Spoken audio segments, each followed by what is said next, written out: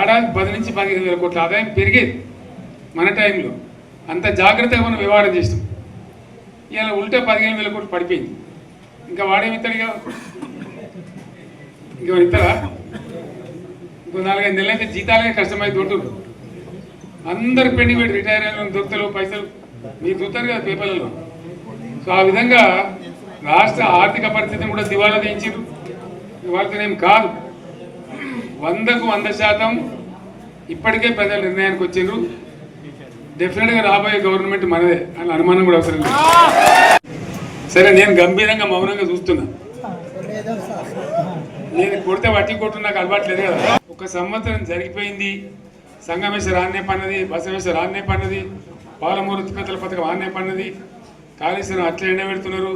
ఇవన్నీ అన్యాయాలనే. కాబట్టి ఫిబ్రవరి నెలాఖరులో ఒక పెద్ద బహిరంగ సభ పెట్టాలి, మీరు కథ చూడాలి, జరుగుతూ ఉంది.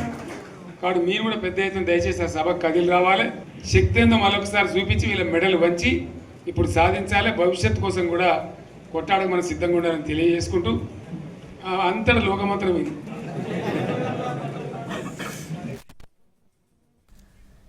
రైట్, అది మాజీ సీఎం కేసీఆర్ చేసిన కీలక వ్యాఖ్యలు ఇప్పటి వరకు కూడా మనం చూస్తూ వచ్చాము.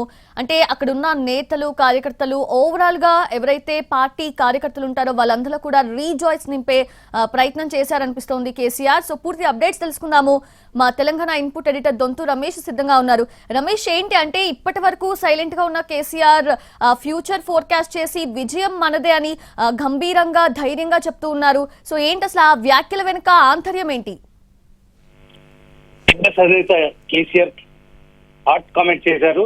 సుదీర్ఘ కాలం తర్వాత కాంగ్రెస్ ప్రభుత్వం అధికారంలోకి వచ్చిన ఏడాది పూర్తయిన తర్వాత ఈ కీలక వ్యాఖ్యలు చేశారు.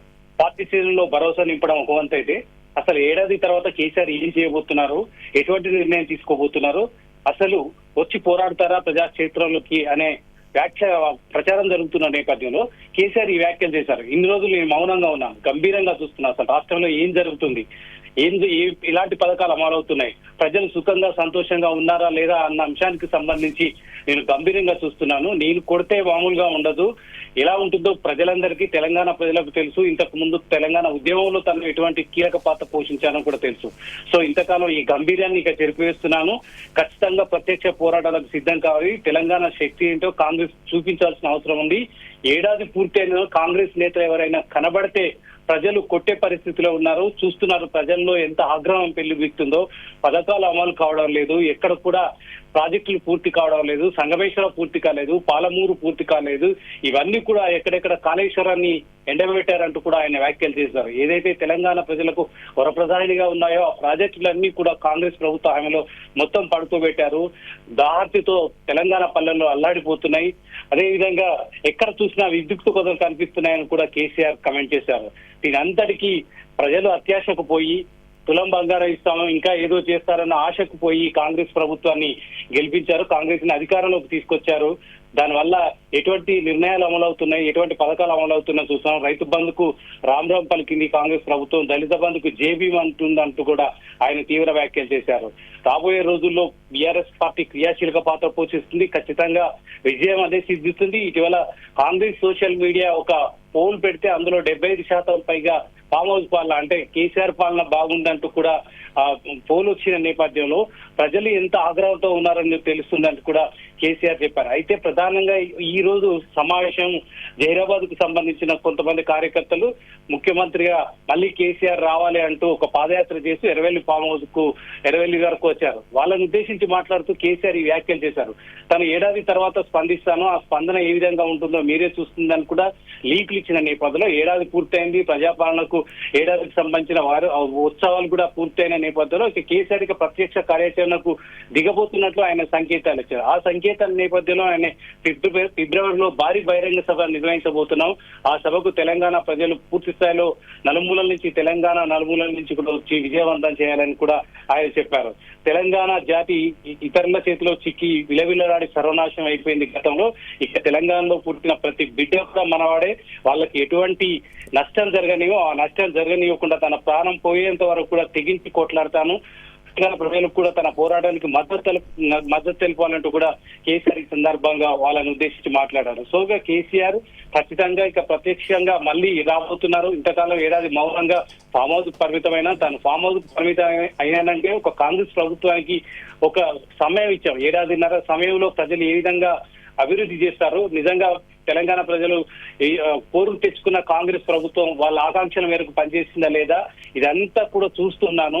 తన మౌనాన్ని ఇంతకాలం చేతగానితనంగా భావించారు. ఇక చూస్తారు తన దెబ్బ ఈ విధంగా ఉంటుందని కూడా ఆయన ఆ కార్యకర్తలు ఉద్దేశించి చెప్పారు. సో ఇక కేసీఆర్ ఫిబ్రవరిలో నిర్వహించే సభ ద్వారా ఇంకా క్లారిటీ ఇచ్చే అవకాశం ఉంది. కాంగ్రెస్ ప్రభుత్వం ప్రజా వ్యతిరేక విధానాలకు ప్రత్యక్ష కార్యాచరణలో తాను కూడా పాల్గొంటాను, ఇప్పటివరకు తను పాల్గొనలేకపోయినా ఇక పాల్గొంటాను, ప్రజల పక్షాన పోరాడతాను.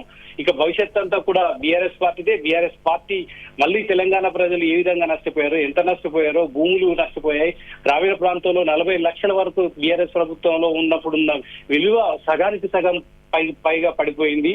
సో ఒకవైపు ప్రాజెక్టులు పడిపోయాయి, తాము తీసుకొచ్చిన ప్రాజెక్టులు అన్ని కూడా నిర్వీర్యం చేసింది కాంగ్రెస్ ప్రభుత్వం. వాటన్నిటిని కూడా మళ్ళీ రక్షించాలంటే, తెలంగాణ ప్రజల ఆకాంక్షలు నెరవేరాలంటే ఖచ్చితంగా బీఆర్ఎస్ రావాలి, వస్తుంది అని ఒకవైపు కార్యకర్తలు భరోసా నింపే ప్రయత్నం చేశారు. కాంగ్రెస్ ప్రభుత్వానికి హెచ్చరిక కూడా చేశారు.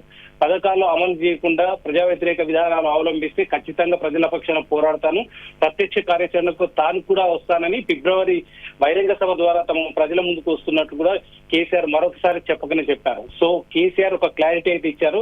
ఇక కేసీఆర్ రావాలి, అసెంబ్లీకి రావాలని కాంగ్రెస్ కి సంబంధించిన నేతలు, ముఖ్యమంత్రి రేవంత్ రెడ్డితో సహా అందరు కూడా చెప్తున్న నేపథ్యంలో ఆయనకి నేను వస్తాను, ప్రజాక్షేత్రంలోకి వస్తాను, ప్రజల పక్షాన పోరాడతాను, ఫిబ్రవరి బహిరంగ సభ ద్వారా మరింత క్లారిటీ ఇచ్చే అవకాశం అయితే స్పష్టంగా కనిపిస్తుంది.